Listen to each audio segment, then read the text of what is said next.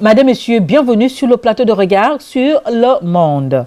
Mettre à la disposition des apprenants et de leurs encadreurs au foyer des formations utiles s'intégrant parfaitement dans l'adéquation formation-emploi est une œuvre salutaire, car l'équation orientation-formation-marché de l'emploi poursuit un triple enjeu social, économique et politique, aussi bien pour les parents que pour l'État, qui investit des sommes astronomiques pour la formation de ces cadres. Malheureusement, ces enjeux ne sont quasiment pas pris en compte dans le processus d'orientation classique désuète du Gabon.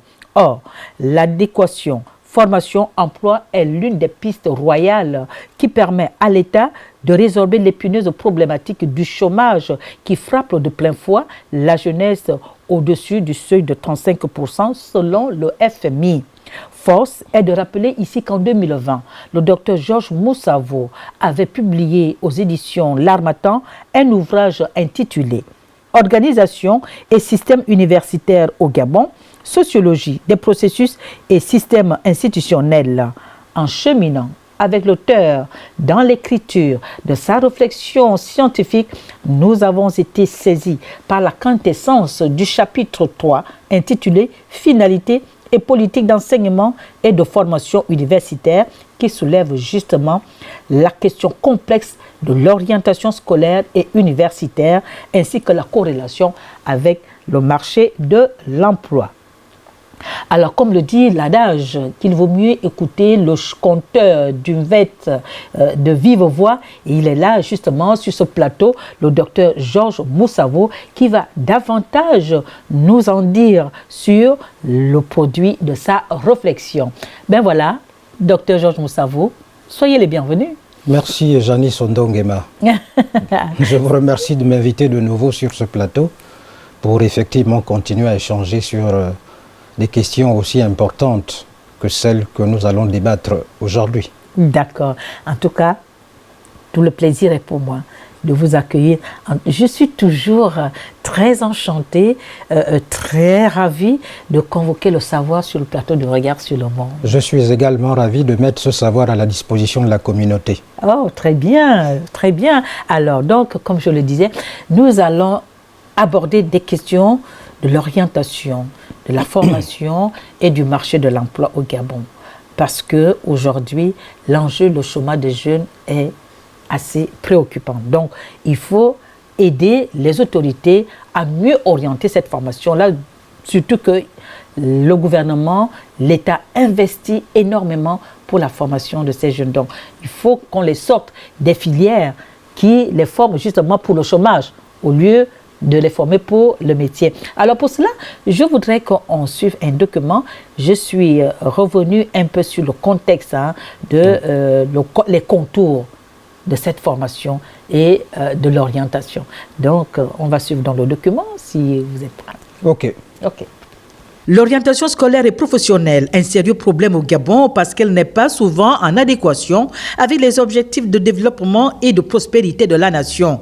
Les liens entre les pratiques d'orientation et les filières de formation ne sont pas toujours clairement établis, alors même que toutes les parties prenantes ont le devoir de bien les comprendre et surtout que le projet d'accompagnement scolaire qui correspond exactement au profil intellectuel de l'élève ou de l'étudiant doit être justifié par ses aptitudes à embrasser telle ou telle filière de formation.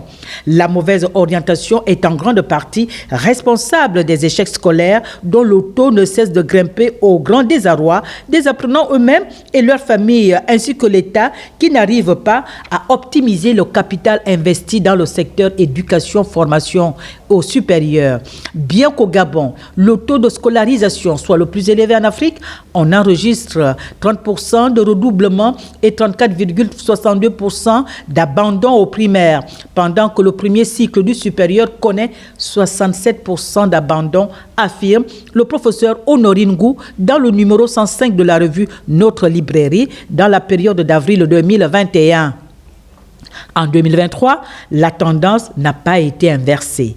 Élèves et étudiants dont l'âge varie entre 18 et 25 ans ne sont pas bien accompagnés dans la définition de leur projet scolaire, révèle une enquête de la Fédération atlantique des agences de presse africaines. Or, Les résultats des apprenants restent tributaires de l'orientation et de leur projet professionnel. Il fait un choix parmi les voies d'orientation, à savoir les séries littéraires, scientifiques et technologiques. Donc, à la fin de la classe de 3e, la décision d'orientation est capitale car le choix de la prochaine étape peut toujours susciter une crainte quand l'élève ne dispose d'aucune, voire très peu d'informations sur la suite de son parcours scolaire. Explique l'enquête qui précise également que la présentation exhaustive des différentes filières aux apprenants est de rigueur à la fin du premier cycle. De même que pour le supérieur, tout étudiant qui recherche une formation aura un large choix puisqu'on forme pour produire des élites en vue de bâtir le développement.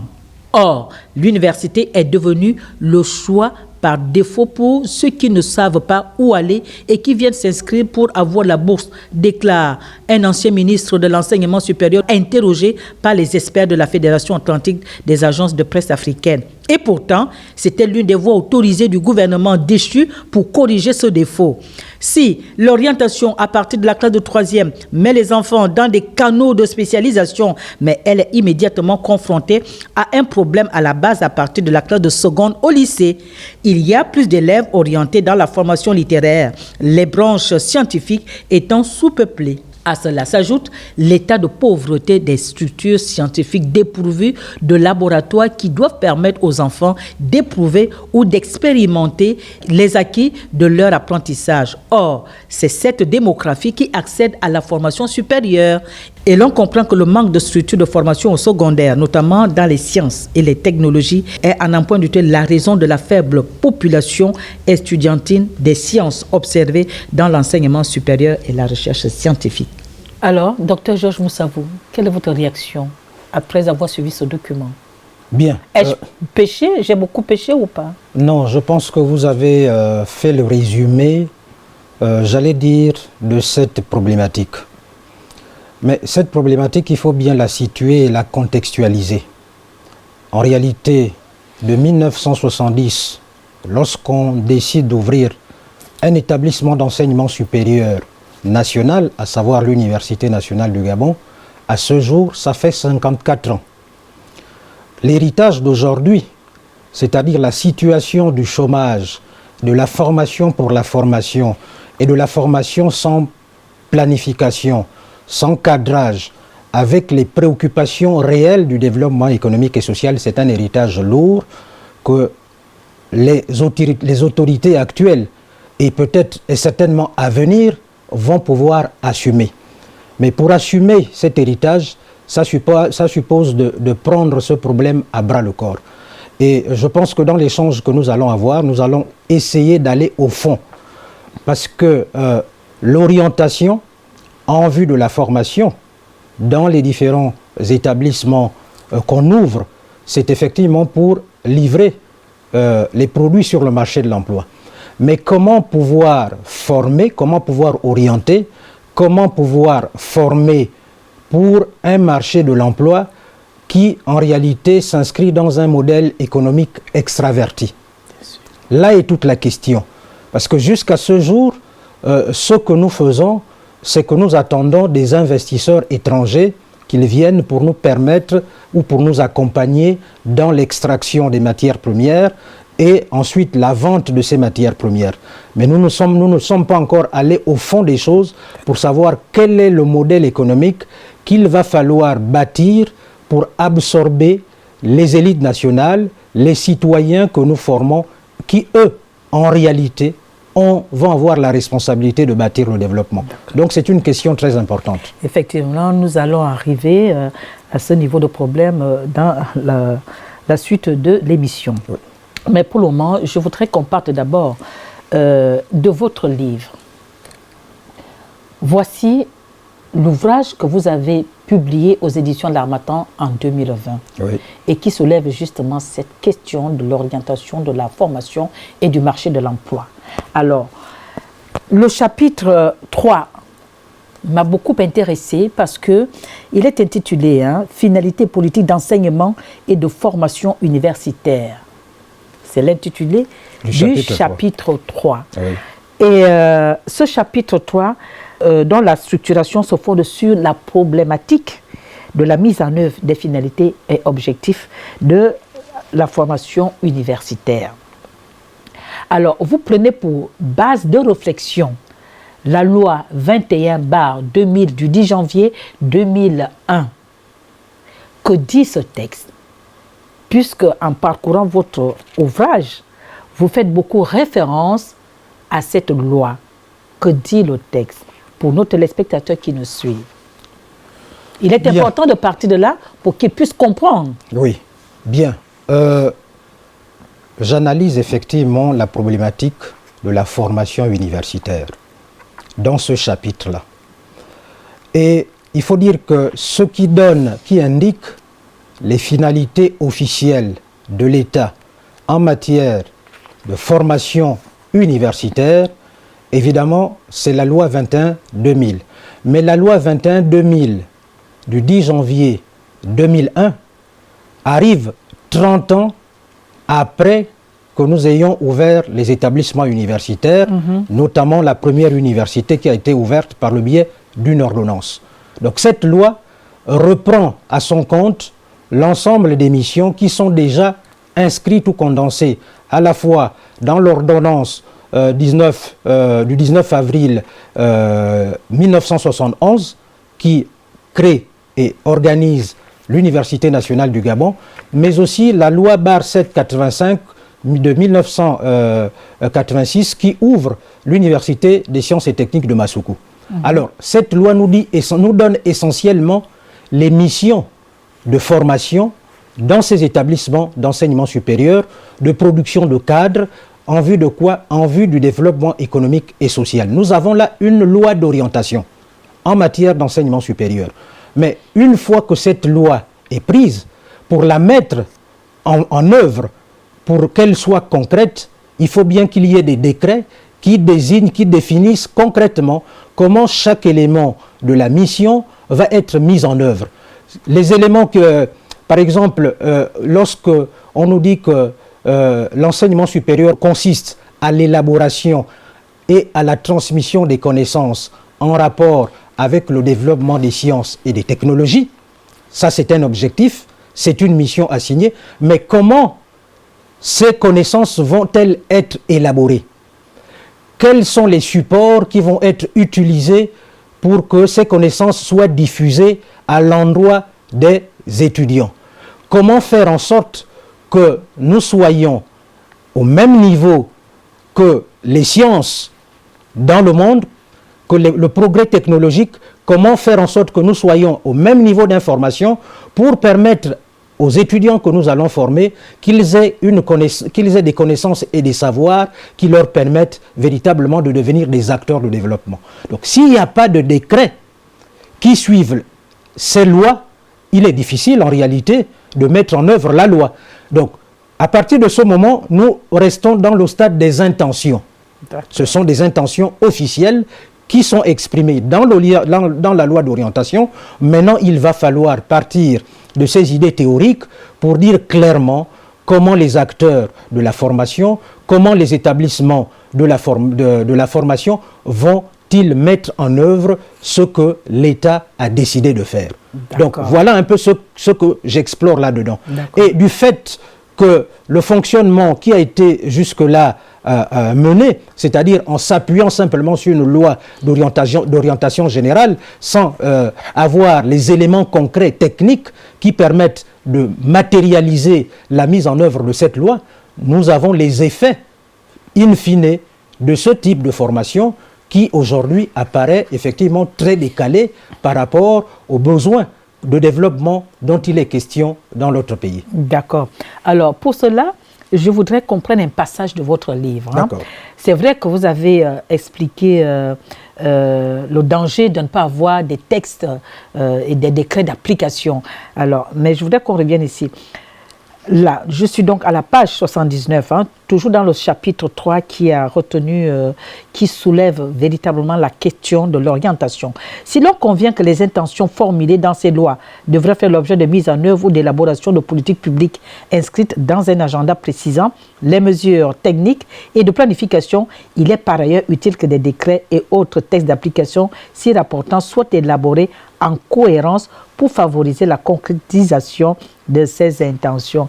Effectivement, vous venez d'expliquer en long et en large ce que vous résumez dans ce passage. Bon, vous pensez vraiment que l'absence des décrets d'application constitue un préjudice à la mise en œuvre de la politique publique? Bien, je vais répondre à votre question, mais je voudrais d'abord commencer par dire aujourd'hui ce que les militaires disent. Oui. Il faut pour qu'une action soit efficace, il faut une mission, des hommes et des moyens. D'accord. Si vous avez un des éléments qui manque, il est difficile que la mission soit accomplie, ou en tout cas que l'objectif recherché soit atteint. En matière de politique publique, il y a également des missions.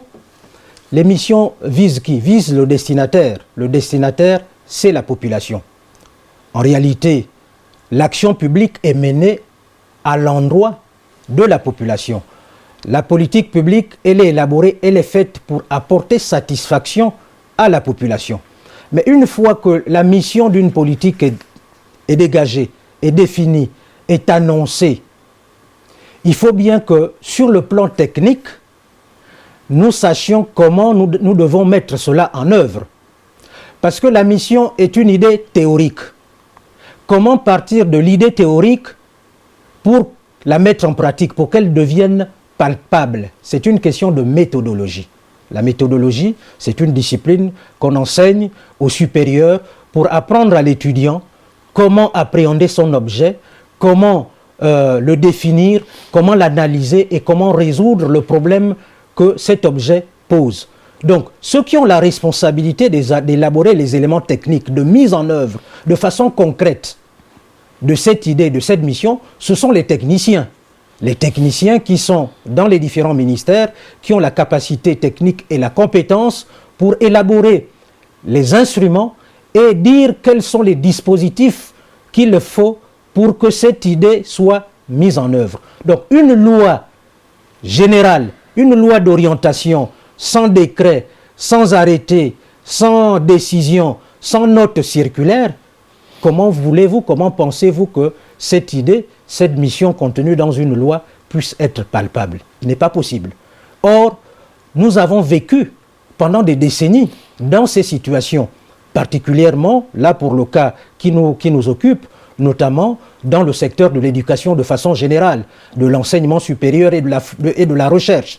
C'est cette question qui pose problème, mais il faut dire que le secteur de l'éducation, l'enseignement supérieur, la recherche, n'est pas le seul confronté à cette situation. Bien sûr. Les insuffisances que nous avons dans les différents domaines, même du point de vue des infrastructures de base, sont liées, ces insuffisances sont liées à ces choses-là. Oui. On a toujours pensé que le fait d'avoir pris par exemple une loi ou de s'être réunis pour discuter d'une question, que c'est fini, la question est réglée. Non, elle n'est pas réglée, le plus difficile est toujours à venir, parce qu'il doit falloir partir de cette idée théorique pour la rendre palpable. D'accord. Et vous concluez justement le paragraphe en disant que, or, cette perspective de mise en œuvre est encore loin de constituer un agenda de gouvernance publique clair. Oui. Vous n'êtes pas trop dur là? Non, je ne suis pas trop dur parce que je crois qu'aujourd'hui, depuis le 30 août, on se rend compte en réalité de la catastrophe de la gouvernance publique que nous avons eue pendant des décennies. La plupart des situations, problèmes qui auraient dû être réglés progressivement pendant des décennies, cette démarche n'a pas été observée. Ça s'est accumulé. Nous nous sommes plutôt contentés de faire de la politique politicienne. De la politique qui consiste à avoir des postes de responsabilité pour aller à la mangeoire, pour consommer au mieux pour nous-mêmes, à la limite, peut-être pour nos proches collaborateurs ou nos proches parents, sans se soucier en réalité de la collectivité ou du plus grand public du Gabon. Donc, une politique publique, c'est un agenda. Lorsque la loi a été édictée, lorsque l'action a été identifiée, qui doit être menée dans le temps et dans l'espace, avec les moyens qu'il faut, cela est mis en œuvre dans ce qu'on appelle un agenda, l'agenda politique. S'il faut construire, par exemple, une route qui doit partir de Libreville jusqu'à Lambaréné, il y a un certain nombre d'étapes qui doivent être observées. Il y a un certain nombre de moyens humains, moyens matériels et financiers qui doivent être mobilisés. Et donc, ça doit suivre une certaine progression à partir du moment où ce projet a été clairement dit qu'il doit être achevé à tel moment. Donc c'est ça l'agenda. Et au fur et à mesure qu'on évolue, qu'on avance dans la réalisation d'une politique publique, il faut aussi l'évaluer.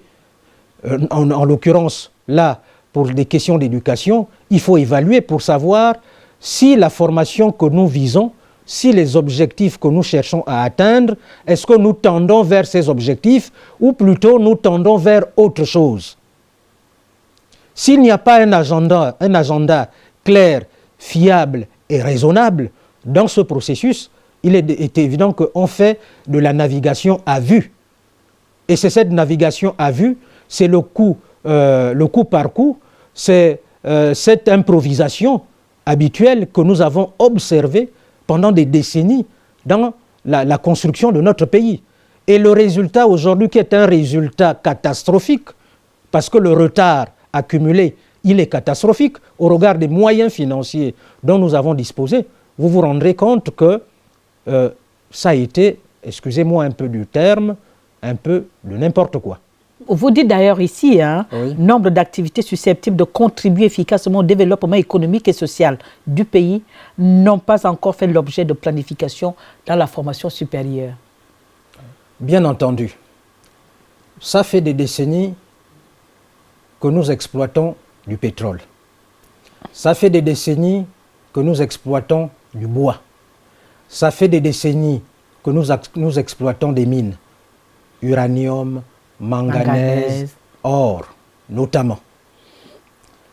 Ces richesses-là, qui sont les richesses du pays, et qui doivent en réalité permettre le développement économique et social recherché, n'ont pas fait l'objet de formations correspondantes.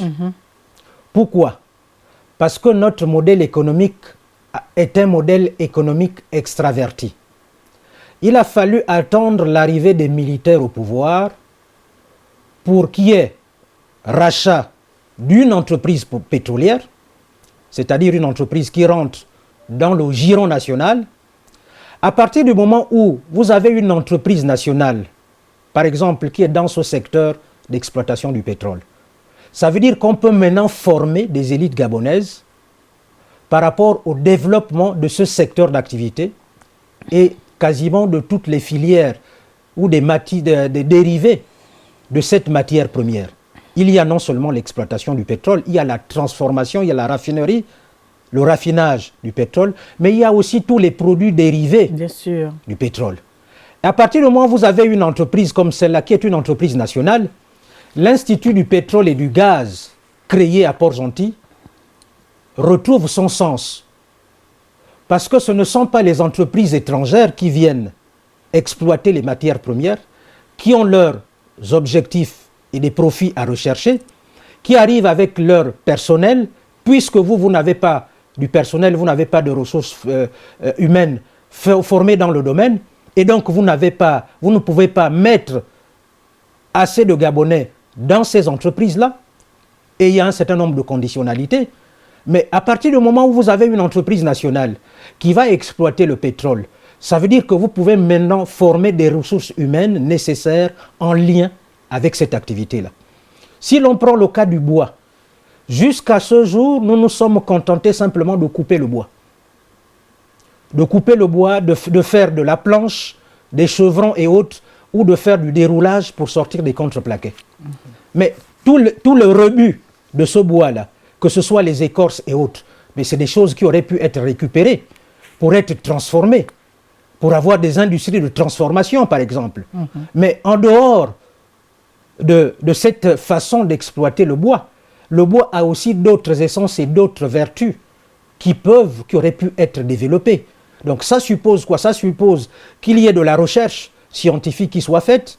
Ça suppose que si on a compris que le développement stratégique d'un pays demande à avoir des entreprises nationales stratégiques, donc vous vous préoccupez de cette question, vous créez vos entreprises et vous développez ces secteurs. Voilà pourquoi moi je propose humblement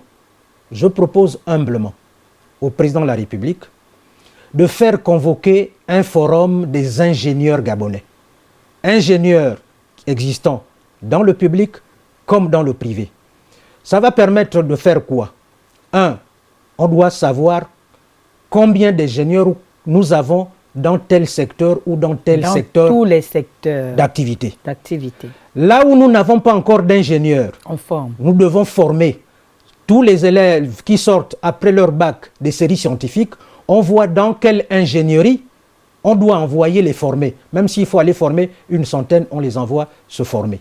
Là où nous avons des ingénieurs suffisants, nous réfléchissons pour voir si on peut créer des entreprises nationales.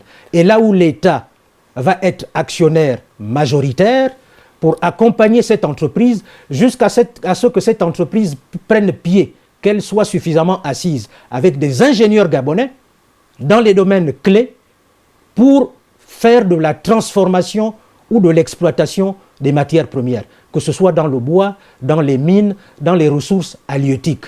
Il est nécessaire parce que c'est l'ingénierie, ce sont des ingénieurs qui sont des vrais praticiens pour construire, bien sûr accompagnés par des chercheurs pour faire de la recherche, pour bâtir véritablement un modèle économique qui permette d'absorber tous les produits qui se sont formés comme ça à la vaille-que-vaille, parce que dans les familles comme pour les étudiants, il s'agissait d'avoir un diplôme pour avoir un emploi, pour avoir un salaire. Or, il n'y a que la fonction publique à ce jour qui pouvait recruter. Mais la fonction publique aujourd'hui est saturée. D'accord. Alors, vous dites ici, ces insuffisances en matière de formation supérieure et de mise en œuvre des finalités et objectifs assignés induisent non seulement la formation pour la formation, à laquelle se livre la grande majorité des jeunes, mais encore la difficile maîtrise des orientations d'étudiants dans les filières de formation existant sur le territoire national ou à l'étranger. Alors, autant la formation pour la formation que les orientations d'étudiants effectuées par les services administratifs de l'État n'ont de rapport avec l'hypothétique marché de l'emploi dont on ne connaît non plus la configuration, hormis le marché concret de la fonction publique. Remettez-vous en cause les formations, les contenus des formations dispensées dans notre système éducatif. Justement, la question fondamentale, c'est celle que je venais de commencer à développer. La question du marché de l'emploi. Vous savez, aujourd'hui, déjà depuis les années 80, on a parlé de l'adéquation formation-emploi. On n'a pas réglé cette question. Ensuite, on a évolué. Aujourd'hui, on parle de professionnalisation. On est rentré dans le LMD. On demande aux établissements d'enseignement supérieur de former pour les besoins des entreprises, pour les besoins du marché de l'emploi. Mais ce qu'on n'a pas encore fait, ce qui est le préalable même de cette problématique, c'est qu'on n'a pas encore interrogé le marché de l'emploi en question. Alors, si vous permettez, oui, je ne vous coupe pas, vous permettez qu'on suive un document sur...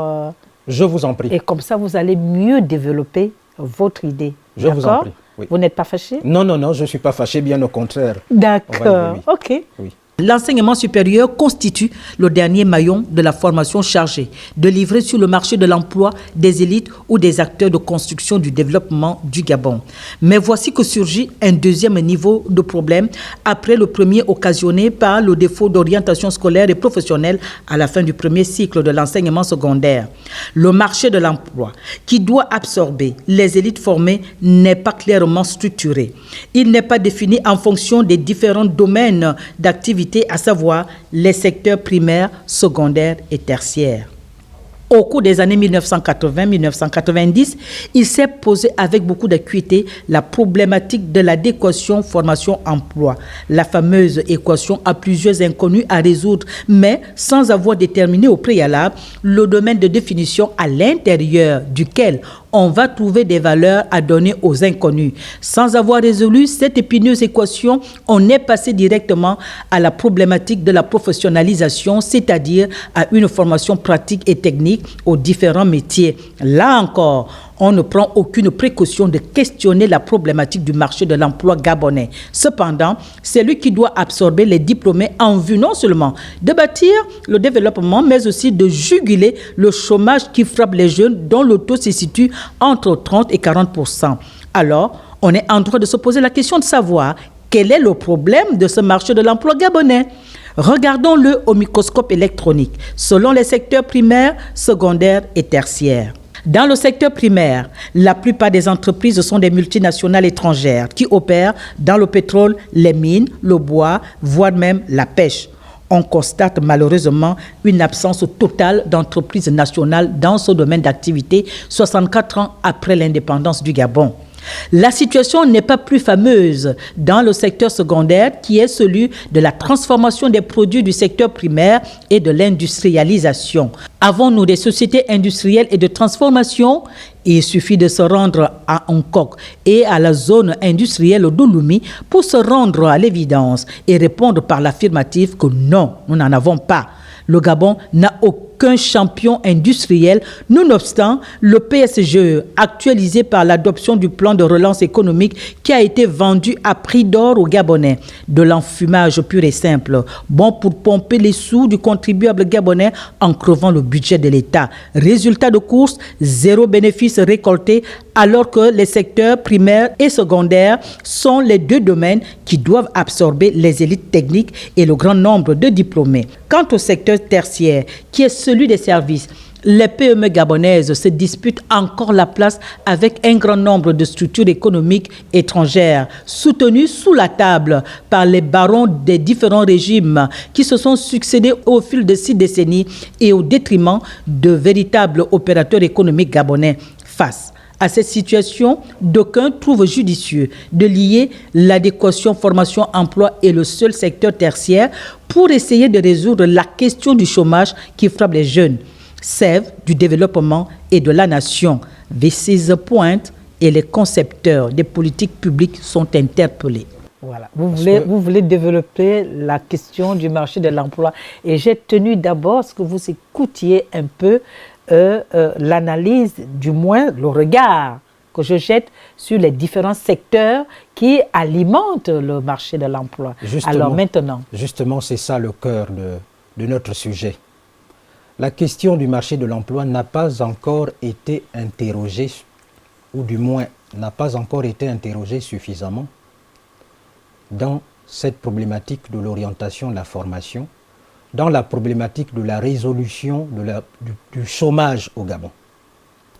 Lorsqu'on dit former pour les besoins du développement économique, former pour les besoins des entreprises, essayons de passer au crible ce marché de l'emploi. Le marché de l'emploi doit être structuré par les 3 secteurs que vous avez indiqués tout à l'heure. Le secteur primaire, qui est le secteur d'exploitation des matières premières. Quelles sont les entreprises que nous avons? Jusqu'à récemment, nous n'avions que des entreprises étrangères, des multinationales, qui exploitent les matières premières. Et puis, ensuite, on vend le brut, ce qui sort du sol et du sous-sol. Aujourd'hui, nous avons une entreprise pétrolière qui va rentrer dans ce secteur. Qui va rentrer dans ce secteur primaire. Il faut qu'il y ait d'autres entreprises comme ça par rapport aux différentes richesses, aux différentes matières premières dont le pays regorge. Mais des entreprises nationales. Des entreprises nationales. Ensuite, ces produits qui sont exploités dans le cas du secteur primaire, il faut bien qu'ils soient transformés. C'est le secteur primaire, c'est le secteur secondaire autant pour moi. Or, dans ce secteur également, nous n'avons aucune entreprise de façon générale en Afrique et dans les pays du tiers-monde, on est tous préoccupés par des questions d'industrialisation. On est en attente du transfert de technologie. On est en attente des communautés étrangères, des pays étrangers, qu'ils nous apportent leur technologie parce que nous pensons qu'ils vont le faire avec un sentiment.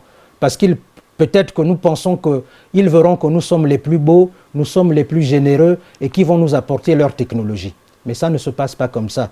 Ça se passe comment? S'il faut avoir des espions pour aller voler les technologies, il faut le faire. Parce que ces pays-là, c'est ce qu'ils font entre eux.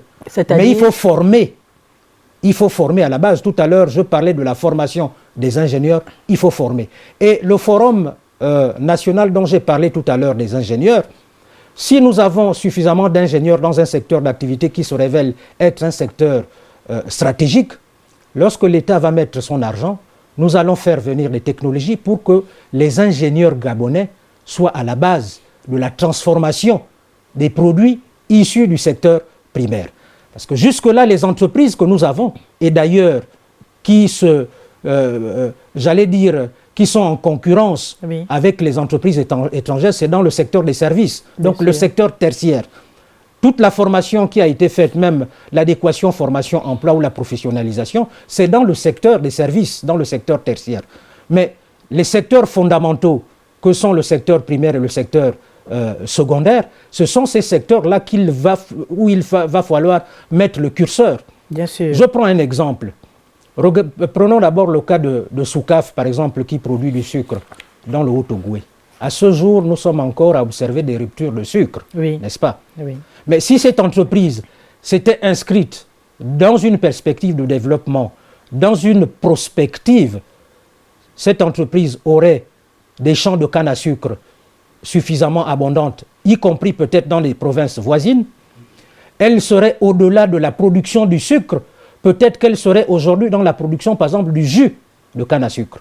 Peut-être qu'elle serait aujourd'hui dans la production améliorée du moussungu que nous consommons notamment au sud, fermenté à partir des écorces et autres. Mais la science, la recherche scientifique peut permettre d'améliorer la production de cela. Vous savez que le rhum Saint James que nous achetons dans les différents centres commerciaux, c'est fabriqué à partir de la canne à sucre, notamment aux Antilles. Sur le plan agricole, nous pouvons avoir, si nous avons des ingénieurs, nous pouvons avoir des entreprises qui doivent nous permettre, par exemple, de rentrer dans la production des semences, mettre à la disposition des paysans pour faire de l'agriculture et que cette entreprise fasse aussi de l'accompagnement à la fois en termes de conseils, en termes d'exploitation des terres agricoles et développer l'agriculture. Donc, il faut véritablement que ceux qui pensent le pays, ceux qui sont préoccupés réellement pour le développement du pays, soient mobilisés pour réfléchir à ces questions. Et il y a des Gabonais qui ont été formés, qui peuvent apporter leur contribution pour essayer de nous sortir de ce bourbier qui nous maintient dans une domination permanente, dans une colonisation permanente et où nous ne savons quoi faire dans cet environnement géopolitique et de relations internationales qui, je le rappelle, je le dis, sont structurés par des rapports de force. Il faut que nous nous donnions les moyens au plan économique, au plan humain, pour bâtir réellement le développement que nous recherchons. Parce que personne ne viendra d'ailleurs. Personne ne viendra d'ailleurs. Ce ne sont pas les investisseurs qu'on attend de l'extérieur qui arrivent, qui vont nous permettre ce développement. C'est d'abord nous-mêmes. Prenons le cas de l'eau. En dehors d'Anza qui est produit à Léconie et où nous avons également des ruptures d'eau, du moins de l'eau potable à consommer. Mais toutes les bouteilles d'eau qu'on voit circuler aujourd'hui à Libreville ou dans le pays, ces bouteilles viennent d'eau. Il y a une production d'eau, notamment à Coq. Je ne vais pas donner le nom. Mais quels sont les opérateurs économiques qui permettent la production de cette eau à partir d'un forage? Il n'y aurait pas des ingénieurs gabonais spécialisés dans la question de l'eau pour bâtir une opération économique comme celle-là? Donc ce sont des questions fondamentales, ce sont des questions de souveraineté qu'il faut se poser et qu'il va falloir résoudre. Ce n'est pas par un coup de bâton magique, mais il faut prendre les choses déjà maintenant. Il faut réunir les cerveaux capables de proposer des solutions idoines pour régler ces problèmes. Voilà. Ok. Alors, je voudrais rebondir par rapport à... c'est peut-être une digression. Hein. Vous parliez de l'envoi, par exemple, d'espions pour aller voir les technologies. Et là, j'ai pensé tout de suite à Samba Diallo de Cheikh Hamidou Kane dans l'aventure ambiguë, oui, qui va apprendre à vaincre sans avoir raison. Oui. Vous voyez? Et donc, c'est ce que nous devons faire aujourd'hui. C'est ce que nous devons faire. Il faut peut-être aller au-delà du personnage de Samba Diallo. Il faut aller au-delà de ce personnage. Vous savez, les questions scientifiques, autant les autres nations viennent piller nos ressources, nous le disons tout le temps. Bien sûr. Autant nous aussi, nous devons réfléchir à comment aller piller chez eux. Bien sûr. C'est une question de rapport de force, c'est une question de stratégie. C'est une question d'autonomie et de souveraineté. Les pays occidentaux réfléchissent à comment l'Afrique va assurer leur avenir. Parce que l'Afrique regorge des ressources minières, de suffisamment de richesses. Mais nous qui avons ces richesses-là, quelle est la réflexion que nous avons pour nous prémunir de cela? Comment nous agissons et quelle est notre réflexion? Il ne faut pas se voiler la face. Moi, je dis les choses parce que je dois les dire en tant que scientifique. C'est pour ça que je le dis. Et je pense que ça ne devrait heurter aucun Gabonais. Bien au contraire, je l'espère. Ok. Alors, on poursuit notre analyse linéaire et même commentaire des textes composés oui, de votre ouvrage pour abonder justement dans le sens de la dernière idée force que vous venez de développer là. C'est à partir de cette ouverture au monde scientifique et au progrès technique et technologique que la formation des élites et des compétences devrait se faire. Une formation qui serait en cohérence avec les résultats de la recherche scientifique, l'évolution et le renouvellement des connaissances disciplinaires.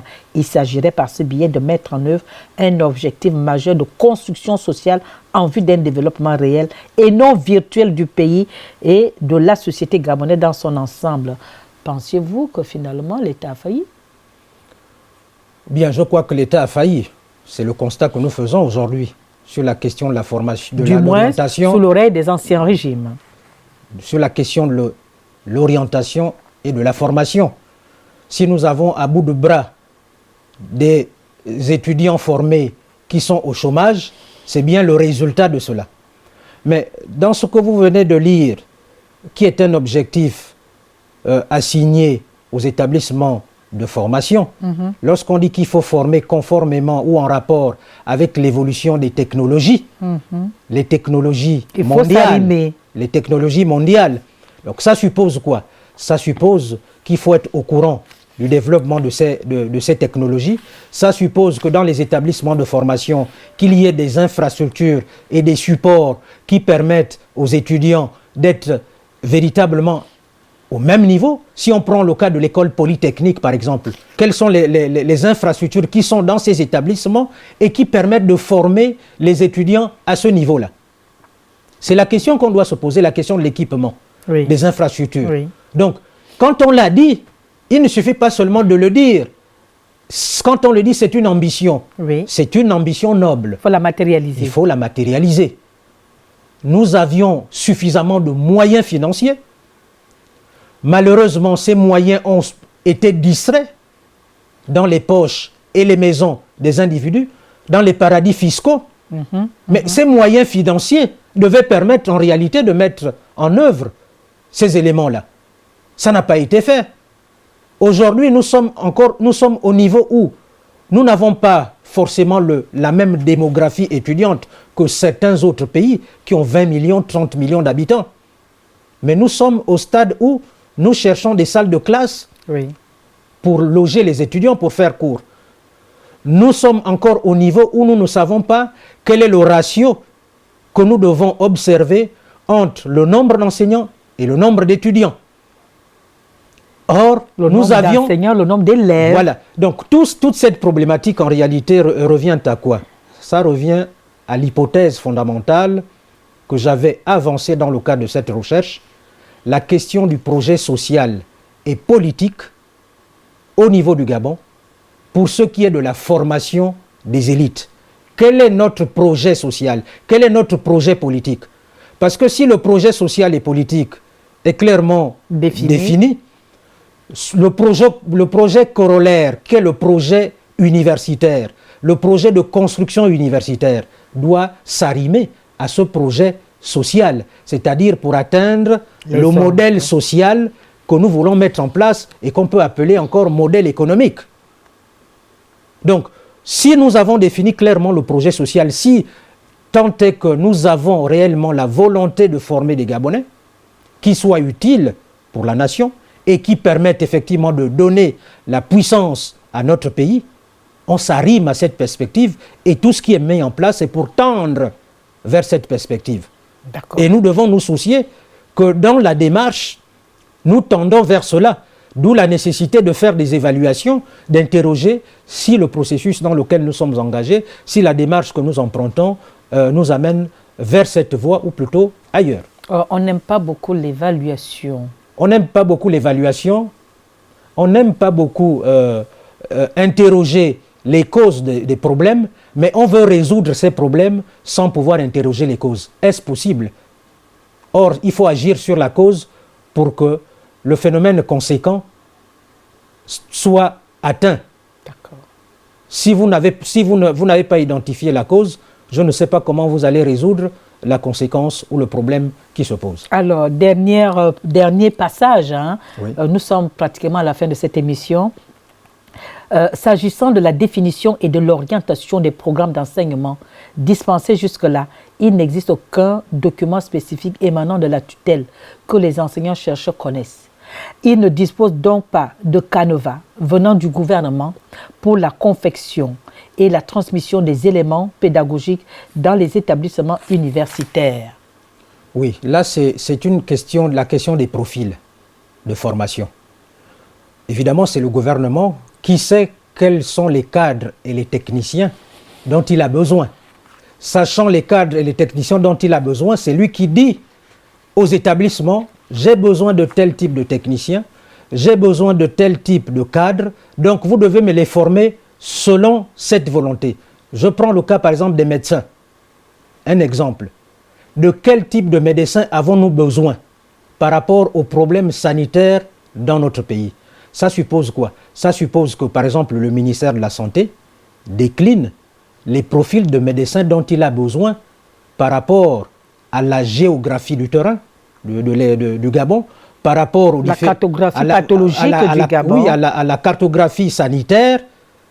Il décline ces besoins-là et l'Université des sciences de la santé forme ces produits-là puisqu'ils vont être utilisés par le ministère de la Santé selon ces besoins-là exprimés par le ministère de la Santé. Donc, en prenant cet exemple, on comprend bien qu'il s'agit de le faire dans la diversité des secteurs d'activité, des secteurs de formation, dans les différentes filières de formation. C'est ce que je veux dire par là. D'accord. Et là, on peut se référer à notre compatriote qui est primé à l'extérieur du pays, Lionel Mukumbi, qui excelle dans la création des semences. Les semences agricoles dont j'ai parlé tout à l'heure, les semences de riz, qui peuvent être utilisées puisque c'est une recherche lorsqu'elle est aboutie. Donc ceux qui veulent faire de l'agriculture, notamment de riz, peuvent utiliser ces semences plutôt que de les attendre ailleurs. Nous pouvons également avoir de la production d'engrais biologiques à partir des éléments que nous avons sur le territoire national. Et ce sont d'autres pays qui bénéficient de son savoir, le savoir de notre compatriote Lionel Mukumbi. Ben, on espère que ce ne sera pas pour longtemps et que cette question va véritablement être prise en compte dans les préoccupations de l'État. Alors, nous sommes donc à la fin de cette émission Orientation, formation et marché de l'emploi. Comment vous concluez? Bien, je conclus en rappelant ici qu'au regard de la situation qui est la nôtre et des préoccupations qui sont les nôtres, je réitère encore une fois que le président de la République, le ministère de l'économie, de la planification, convoque un forum national des ingénieurs. Que nous sachions combien d'ingénieurs nous avons dans les différents secteurs d'activité et comment générer des entreprises qui soient des entreprises nationales avec les actions de l'État, nous avons suffisamment de milliards qui peuvent être mis autant pour moi dans ces entreprises pour que nous commencions véritablement non seulement à rentrer dans les secteurs stratégiques, mais pour à long terme maîtriser ces secteurs d'activité. Voilà ce que je peux ajouter. Ok, docteur Georges Moussavou, oui. Merci beaucoup. Alors, je rappelle à nos chers téléspectateurs que le docteur Georges Moussavou est donc l'auteur de cet ouvrage qui soulève la question, la problématique qui fait l'objet de notre émission et avec des propositions à l'intérieur. Okay. Je vous le dédicace. Ok. Des savoirs nationaux, bonne lecture en tout cas. Merci beaucoup. Je vais relire cette œuvre, vous comprenez? Oui. Parce qu'il est assez dense, en même temps qui peut servir d'orientation des politiques publiques dans le bon sens pour réorienter la formation de notre système éducatif. Donc, merci beaucoup. Ça me va donc. Merci beaucoup, Georges. C'est moi qui vous remercie. À bientôt. Voilà, ok. Alors, merci. Donc, on se quitte sur cette note de dédicace. Hein. Oui. Merci aussi à vous, chers téléspectateurs, pour votre aimable attention. On se retrouve donc mardi prochain à 21 h. Mais déjà, n'oubliez pas, demain matin à 10 h, rediffusion de cette émission. Au revoir.